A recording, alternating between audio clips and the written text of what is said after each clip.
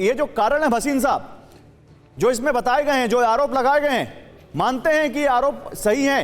ये जो कंस्ट्रक्शन कंपनियां हैं, ये ऐसे बिना किसी वैज्ञानिक तरीके के जिस तरह से वो कंस्ट्रक्शन कर रही हैं, ये इस आपदा को बुला रही हैं, इस आपदा को आमंत्रण दे रही हैं।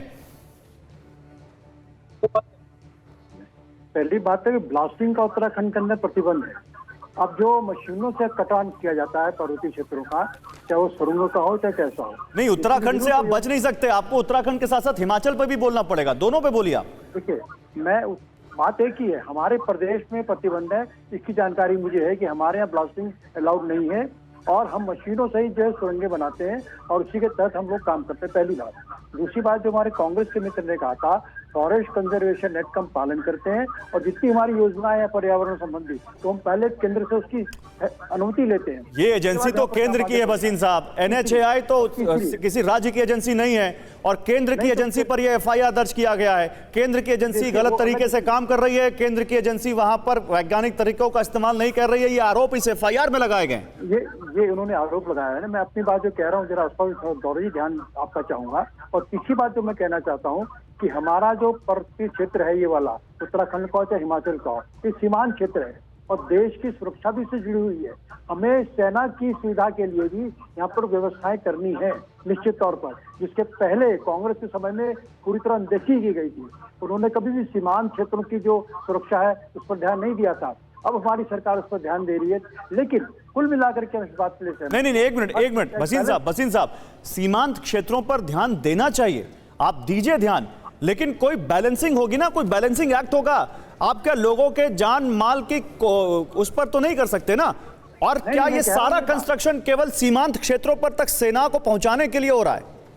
नहीं, दोनों बातें शामिल है। इसके अंदर क्षेत्र का विकास भी शामिल है। उत्तराखंड एक बहुत पिछड़ा हुआ राज्य है, यहाँ रोजगार की बहुत बड़ी दरकार है, उसके लिए भी हमको चाहिए।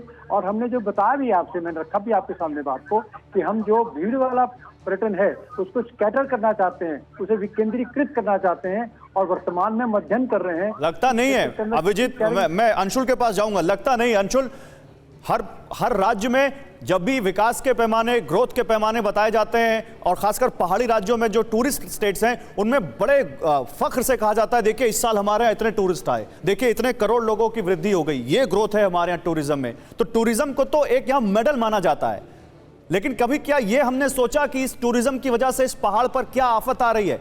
वो विजन नहीं है हमारी सरकारों में। अंशुल? नहीं, बिल्कुल विजन तो इस वक्त है नहीं।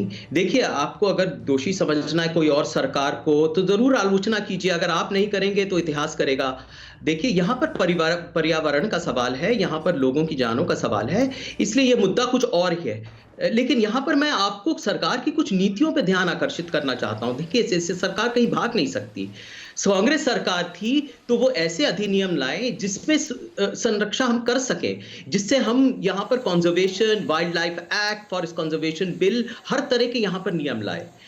आप ये सरकार देखिए कि ये तरह के किस तरह के अधिनियम लाए जिससे यहां पर पर्यावरण महफूज रखे, बल्कि इन्होंने तो बिगाड़ा है। 4 धाम जो एक प्रोजेक्ट, तो क्या आपकी 70 साल की मेहनत ने इन लोगों ने क्या केवल 9 साल में बर्बाद कर दिया, आप ये कह रहे हैं? ऐसे ही होता है ना, ऐसे ही होता है। 2 मिनट लगते हैं भाई कुछ विनाश में। फ्लैश फ्लड ये नहीं देखता कि भाई देखो सालों तक तो ठीक था, अब बिल्कुल विनाश हो जाएगा, एक विनाश लीला चलेगी जैसा आपने शब्द प्रयोग किया, ये नहीं देखता कोई। लैंडस्लाइड ये नहीं देखता कि कितने सालों से। तो ये बस्तियां जो नदी के रास्ते में 9 साल में तो नहीं बनी ना अंशुल? विनाश हो जाएगा। अंशुल, ये जो नदी के रास्ते में घर बन गए, ये जो बस्तियां बन गई, ये 9 साल में बने?